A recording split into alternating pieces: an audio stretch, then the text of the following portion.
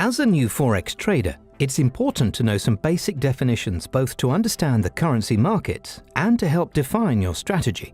This brief video describes what a currency pair is, who the Forex market participants are, why the Forex market is an OTC or over-the-counter market, and what liquidity means there. When you trade Forex, you trade one currency for another. Forex markets enable you to trade any two currencies in the world. The currency pairs traded most often are called the major currency pairs. Other currency pairs are called minor or emerging currency pairs.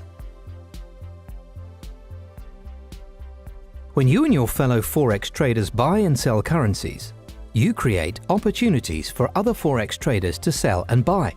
Forex traders include individual traders as well as companies, financial institutions such as pension funds, hedge funds and brokers, and banks. The motivations of the market participants vary. Individual traders trade for profit. Manufacturing companies may wish to protect physical investments by hedging. Financial institutions may also hedge or simply invest. And central banks may wish to affect prices and trade volume. For example, if a national bank wants to weaken its currency so the country remains competitive for exporting goods and services, it may buy foreign currencies against its own currency.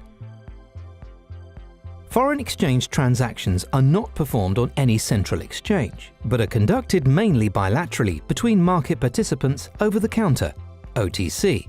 These Forex transactions are facilitated mainly through trading platforms, enabling buyers and sellers to see real-time bids and offers for multiple currency pairs. The ease of transacting something at the desired price and volume when you want to is called liquidity. Some currency pairs are traded a lot and are said to have good liquidity because any given trade does not really affect the price. Other currency pairs are traded less and typically have less liquidity. Several factors affect liquidity, but fundamentally it's about traders being able to buy or sell what they want, when they want to, and at what price. This comes down to pricing and volume. Other factors such as geopolitical events, economic news, and certain participants can also affect volume or pricing and thus liquidity. As an example of how an event might affect liquidity, if laws are passed that are thought detrimental to a country's international trade, Forex traders might sell the currency. This may result in a very high liquidity market with a high volume of trades, but it could also trigger a low liquidity situation if participants are reluctant to buy the currency expecting further decline. We will revisit liquidity in a different video when we talk about pricing. This concludes the overview of currency pairs, market participants, and the concepts of over-the-counter market and liquidity.